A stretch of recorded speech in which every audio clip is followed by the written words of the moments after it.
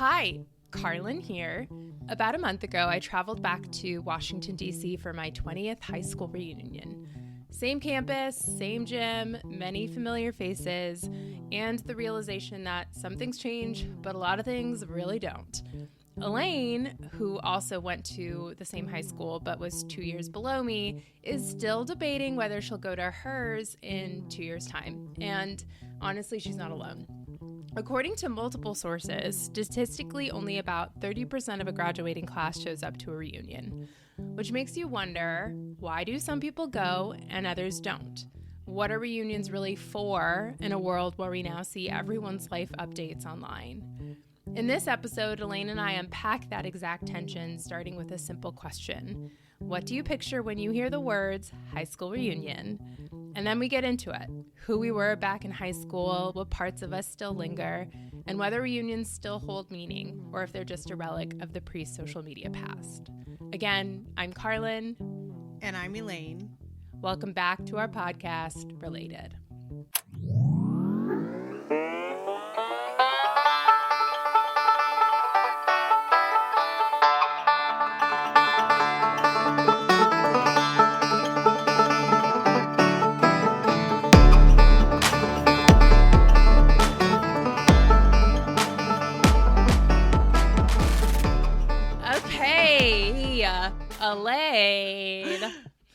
Elaine. I'm just going to dive right into it.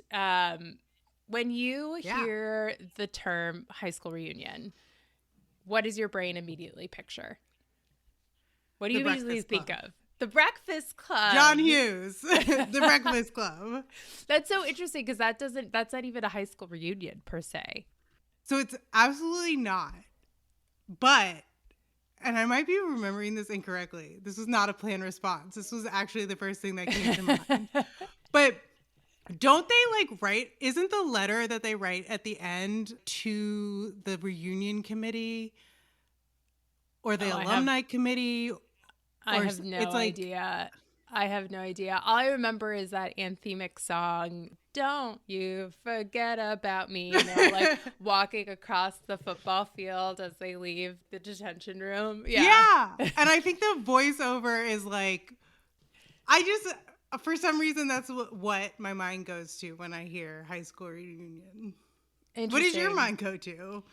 I think Romy and Michelle high school reunion. Did you ever see that movie? It's with Lisa Kudrow. Yes. And the movie came out, I think in the 90s, early aughts, and was really big when I was in high school.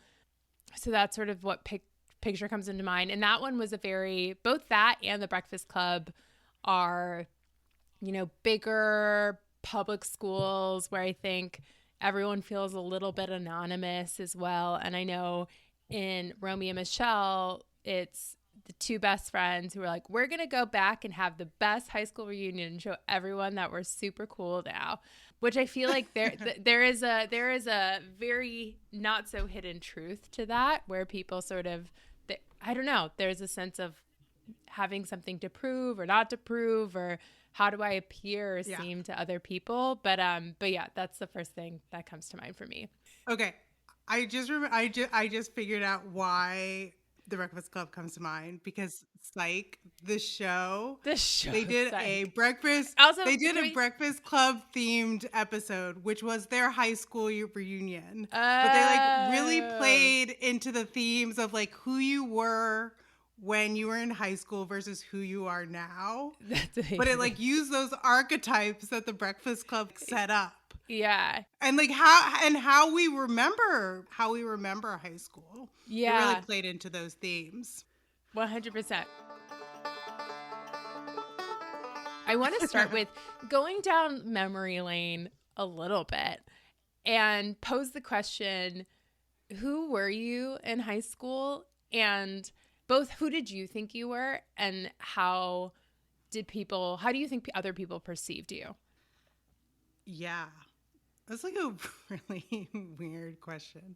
I mean, it's a good question. Yeah. But well, and the reason I asked, just to provide some context, is there's a whole thing, I think, around reunions, right? Around who I was, who I am, and also showing up either as you were or not as you were in high school, right? And I do think, for context for our listeners, Elaine and I went to a smaller all-girls school. So the context was sort of a group of 75 to 80 other girls, now women, who had been mostly in school together since fourth through 12th grade. So in many ways, we grew up together, and it was a much more insulated and intimate environment, for better or for worse, but just providing that context, because it wasn't maybe as anonymous or big as some schools where you don't even know every single person you graduated with. So you started in fourth. I started in seventh. And I do actually think that goes to who I saw myself as, because you started with all the other girls. And I kind of came in halfway through our growing up. And so I think in a lot of ways, there were groups that had already formed that I was kind of feeling I had to insert myself into. Yeah. And I think a lot of my identity in high school ended up being not like an outsider, but someone who didn't really have a place. And that is not to say that I didn't participate. I did a lot of things. I did art. I did sports. I was on the varsity soccer team with you. I participated, but I didn't feel like I belonged to a group. And I think if anything, my identity would have been not outcast, but kind of like weirdo. I don't think anyone would have. So that's no. That was I don't think my, anyone. I don't think anyone would have called me that. I think if I had been an outcast, I think there would have been names thrown at me. I don't think anyone was mean or anything, but I don't think I ever found my group or my place or what my label was, going back to the Breakfast Club. Yeah. But I actually think that was really good for me. I think I embraced that in, I think, a way that a lot of kids probably wouldn't. I think when you are in high school, the labels are really comforting. And I didn't know who I wanted to be. And I think having that ephemeral not belonging thing was actually really comforting to me, because I didn't have to pin myself down to who I was going to be when I grew up. Yeah. What did you think of your role in high school? So it was interesting, and we've actually never really talked about this, but it was interesting. I was in a class, and to your point, I had started with the girls in fourth grade. It started with a class of 45, and by the time we graduated 10 years later, it was a class of 75. And I will also say some of those girls had gone to an elementary school that was a feeder school. And it's interesting because my friends evolved. I still feel closeness to the people who I would have considered my closest friends in, say, 6th, 7th, 8th grade. But when high school emerged, I was sort of an every woman in some sense. I played sports. I was in musicals. I was in the all-girls a cappella group called Sarsaparilla. But then I was also on the honor board. I was the student rep to the honor board, which was our sort of student teacher disciplinary committee. And it was interesting because I think in high school, and I remember this vividly, who I would have considered my best friends in, say, 8th grade, we went slightly different directions in high school. They started partying and drinking and hanging out with the older boys, and that just kind of wasn't really my scene. And so I still felt very safe and cozy in high school, to be honest, because I had, and you and I have talked about this, the cohort of my class just generally was a very nice and kind class to one another. But my friends, by the time I was senior year, my closer group of friends was very different than who I would have considered my closer group of friends in 8th grade. So the reason I share all that is, I don't know, it was a very exploratory time for me. And I do think one thing I am grateful for about the specific high school we went to is I never felt like I had to label myself as one thing, nor did I look at any other person and think she's the jock or she's the art person or she's the theater person, right? As you were kind of able to dip your toes in all those things. So, yeah. I don't know. You know, it's really interesting. I had someone who was a friend, but not a close friend, come up to me at my 20th reunion and say that her mom, this is the second night, so I had seen her the night before, and she'd been telling her mom that she had seen me, and her mom said, Carlyn was always such a nice one. And I was like, was that the perception of me? It was just, you know, like a nice kid, which is not a bad thing per se, but I could have said that about the majority of the rest of my class. So yeah, I do think that is the benefit of going to private school, is that there was a lot of funding, which meant that you didn't have to focus on one thing. You could do a lot of things, and you also didn't have to do a lot of things well. Like, for example, I got involved in the newspaper because I just decided one day that would be cool to do. Yeah, and also I think there were also opportunities to kind of step out of your comfort zone in a way that I don't think that would have been possible. Like, for example, I was the president of the Gay Straight Alliance my senior year, and that really happened just because no one else was willing to do it. And so I was actually co-president with my best friend at the time, and it was like no one else had stepped up, and we were like, this is important, we'll step up so that this club survives until the next year. But it's like, that was not a central passion to my identity or anything. It was just like the opportunity presented itself because we were a smaller community. Yes. And I will also say, I think worth pointing out that there is, I do think, a difference in how I view high school with the all girls component. We had a brothers school, so there were boys available to us, but and who took classes with us. Yes. Some, and mostly just our junior and senior years, but I do think it provided a different structure than if boys had been involved in sort of our everyday.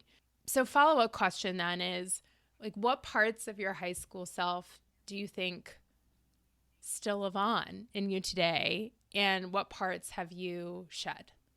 I'd like to think that they all survived. I mean, I think in different forms. I've evolved in the last almost 20 years, but I think, I don't know, high school is such an interesting time. And I think this is part of the reason why we romanticize it so much, is that it is this crucial period where you are going from child to adult, but still considered a child. Whereas I think college is different in that you are now considered an adult. So it's like the mirror image of that. And so I think you're still figuring out who you are and you're trying things.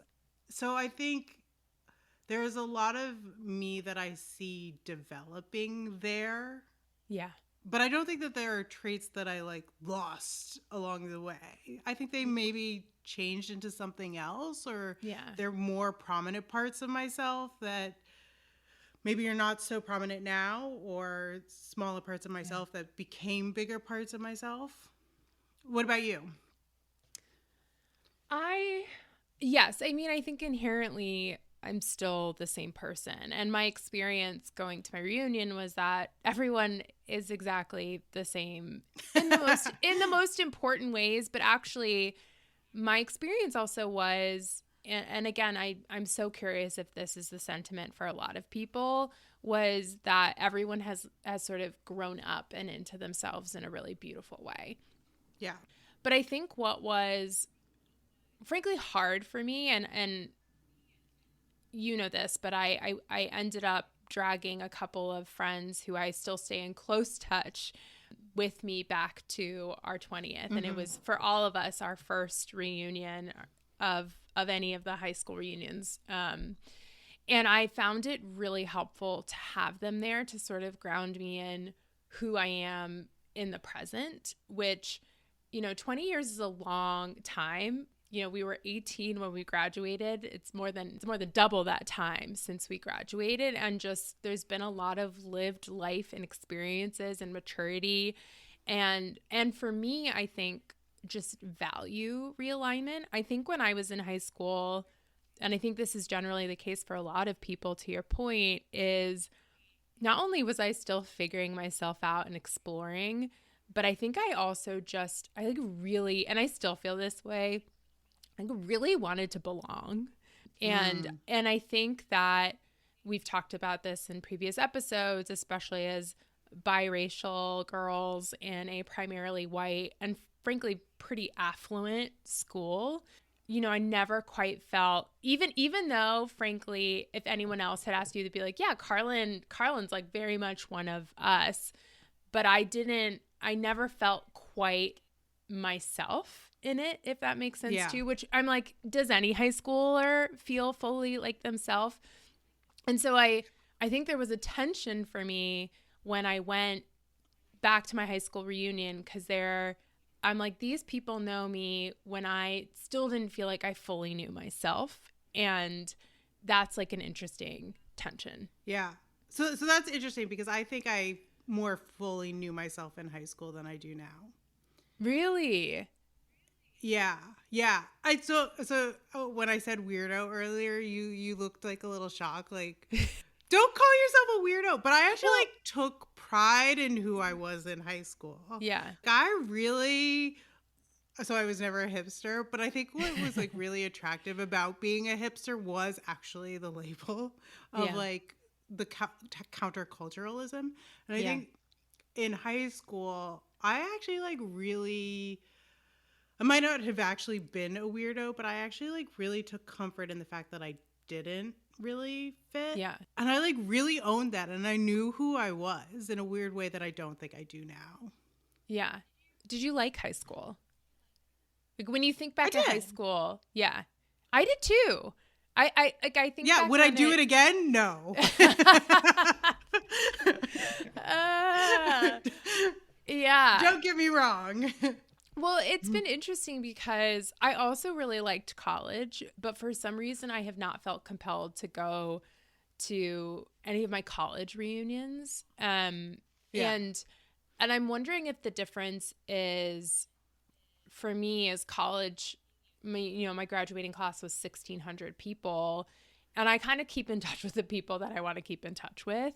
And there's just not, but there was something, and this sort of leads into my next question around what makes a reunion actually meaningful, is there is something compelling to me, and especially for us, where it was a smaller group of people. Yes, you may have entered in 7th grade, but that's still 6 years with the same group of people. Yeah. For me, it was even longer. And you grew up with these people, right? So there's something kind of meaningful about reflecting on, as mid-30s, in my case, almost 40-year-olds, like who I was when I was 8 versus 15 versus 18 versus who I'm now. There's something really special about that. But I want to pose that question to you, is, as someone who is sort of considering the yes, maybe not, and I know your 20th is a couple years off, but like, what would make a reunion actually meaningful to you?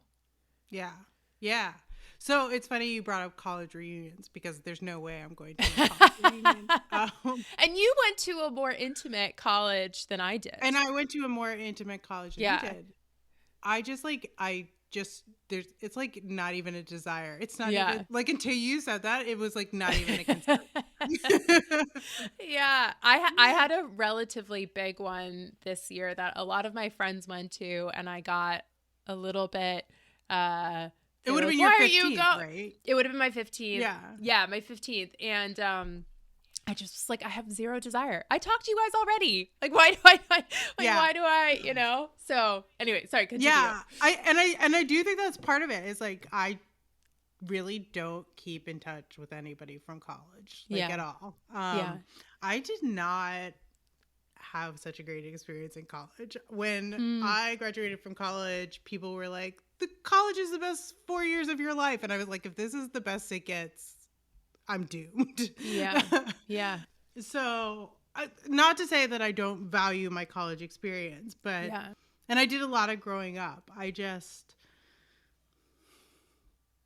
Yeah. just no connection to it remaining. I didn't know that you felt that way about your college experience. So I had roommate drama for the first 2 years. Yeah. So that kind of really bombed the social groups that I was part of. And so I kind of had to rebuild my senior year and loved those people, but didn't build those like lasting relationships that people do. College was great. It's just not something I feel any good or bad connection to.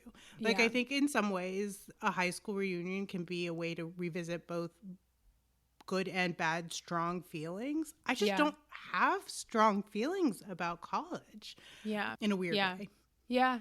I will also say for me with college, a lot of the places that I loved and know, like the house that I lived in on campus for sophomore through senior years, doesn't really exist the way that it did before. While as when I went back to high school, yes, they had upgraded the middle school significantly, but it's exactly the same. So there is something really meaningful and special about kind of going down memory lane and facing, frankly, like a lot of the good stuff, but then also facing the, you know, the insecurities. Or I went back.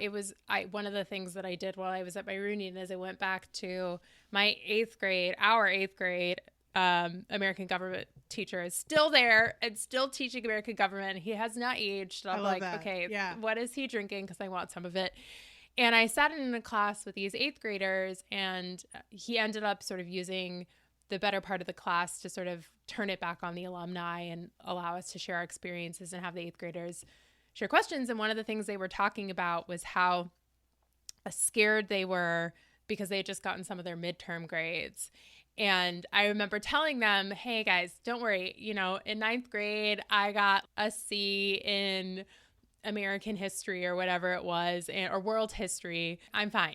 I went to college. I went to business school. I'm fine. And it was a nice reflection. Like those moments that felt so awful when I was in high school, for example, it's nice to sort of reflect and be like, wow, it just puts things in perspective, I think. Yeah. I think what intrigues me about NCS is like, I think there are 3 buckets. NCS equals our high school. Yes. Yeah. Sorry. There are 3 buckets that intrigue me about a reunion. I think all 3 you've mentioned. One is physical spaces that you used to occupy and how they've changed over time. Yeah.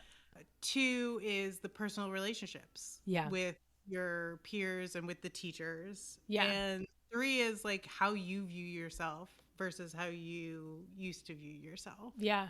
And I think when I was talking about college, like none of those things appeal to me as something I want to explore again. Yeah. Yeah. Whereas for high school, all of those are like more interesting evolutions to explore.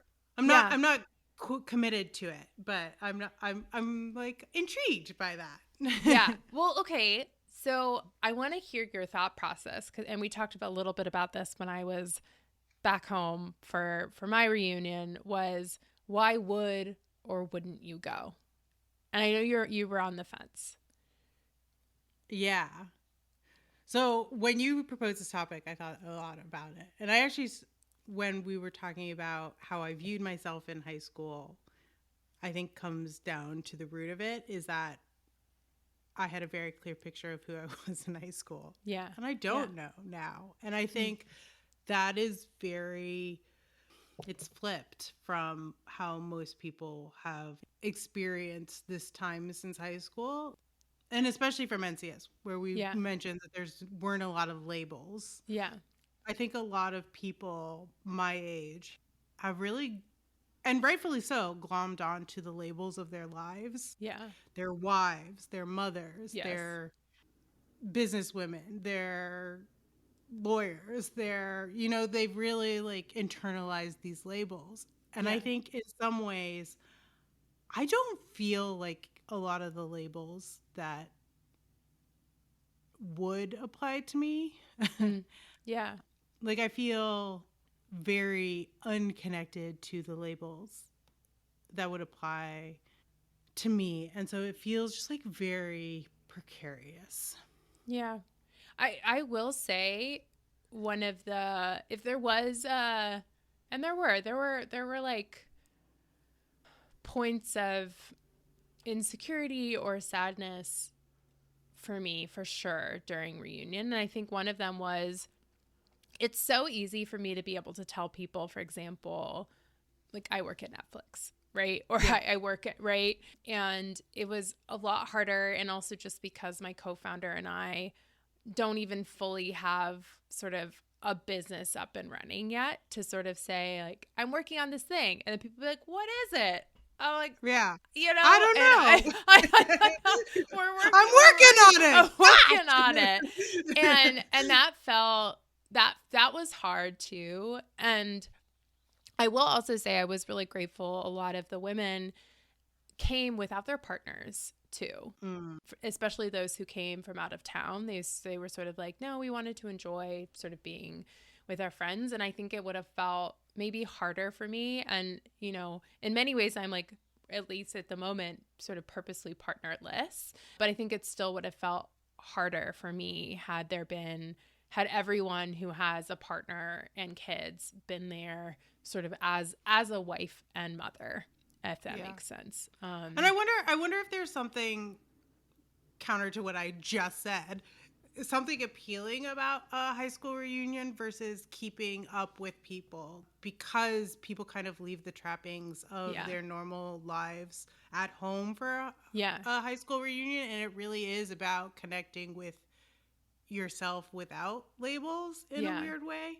When you are catching up with friends, you want to know about their lives. Yeah. And, you know, I will say, and then I want to lead us to sort of the final question. I am really glad I went because of all the things that we've discussed. And also, I'm not sure I would have gone if I didn't go to a school where I didn't know every single person, if that makes sense. Yeah. Like you know, there was something where I was like, I know every single one of these women. And I'm so curious what they're doing, because at some point in my life, they all had an impact on me in some form or other. Some of them very big, some of them very much smaller. And it was very nice to, especially for people who I was maybe closer with in high school and have grown apart from, to reconnect to and sort of say, you know, hey, if you're ever in Denver or if you're ever in LA, like, let's hang out. I met two women who, turns out we like all live in LA, and so we're grabbing dinner, and neither of them were particularly like close friends, but I don't know. I do think right now, and I want to get to the question around like social media, whether there's a need for reunions, but I'm not on social media really these days. And I've been really craving more and more in-person connection and sort of community. And so I think for me, it really helped remind me that it exists, help me sort of like reconnect with people in a purposeful and in real life face-to-face way too, which I really appreciated. So I guess looping back on all of this, I'm curious your perspective on, why do people go to reunions and what are they really for? And do we really need reunions anymore, especially when, for the most part, you kind of can see, if you want to, everyone's life online? Yeah. So I think I answered the first part, which is the why do we need them? Why do we do them? And I think that threefold prong that I I mentioned, the physical, the relationship, and yourself. I think it's like checking in. Yeah. And I think it's a good thing on all counts to do that. Whether or not the high school reunion is the vehicle for doing that is another question. Yeah. Are high school reunions still necessary? So I still don't know if I'm going to mine or not, but I have to say the strongest argument for me to go to mine in 2 years is actually the fact that little sobering. So it will be my 20th reunion, and there are 2 girls from my class who already won't be there. Yeah. And it's just a reminder that there's limited time. Yep.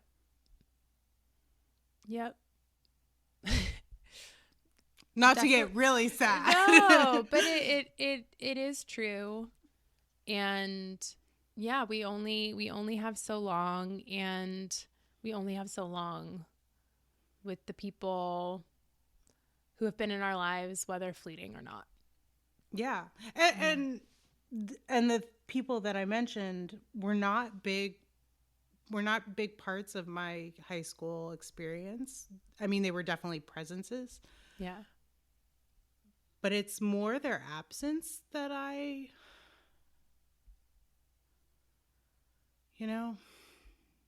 coming to grips with. Yeah. Wow. And if I don't go, how many more am I gonna miss? Yeah. And I think, definitely sobering, but the older we get, the truer that will be, for sure. Well, on a lighter note, I guess any final thoughts on reunions? Well, I haven't decided yet if I'm going to go, which is really funny because I was the one who told you to go. Yeah, you were the one who persuaded me to go. Yeah. Yeah. I think I recognized a connection in you that I'm not sure I have, which is that you did keep up with a lot of high school friends. Yeah. Well, and some more than others, but yes, I am like loosely connected to more than a handful, for sure. Yeah. And I'm just still pondering my connection. Yeah. And I will say I'd be curious because I know there are a couple people you do still keep in touch with, would that feel differently for you if they went too? Absolutely. Yeah. Like I'm not sure I would have gone had those 2 friends that I mentioned to you who I'm very close with in my everyday life today hadn't come with me. Yeah. It was just, yeah. And it's another thing is that one of the people who would be that connection to me didn't actually graduate in my class. She graduated the year after me. So how much does that affect that as well? Yeah. Yep. So much to think about. High school reunions. But I'm really glad you enjoyed yours. Me too. I will say I did come home and I was so socially exhausted. You'll appreciate this anecdote of around things that like change or don't change is the last night, all the girls, not women, were ready to like get rowdy, especially because a lot of them didn't have their partners and kids. And at 10 o'clock, I was like, guys, I'm out. And they were like, Carlyn, you were always the like Irish goodbyer, like leave early. And I was like, yeah, I guess some things really don't change. Yeah, proving my point that we are exactly who we were in high school. Totally. Well, thank you, Elaine. Great conversation. And I'll be staying tuned on your high school reunion decision. I'll keep you posted. Thanks for listening. If you enjoyed our conversation this week, we look forward to sharing more with you. Follow us now so that when our next episode premieres in 2 weeks, you can be sure not to miss it. You can find us wherever you listen to your podcasts. See you next time, everyone.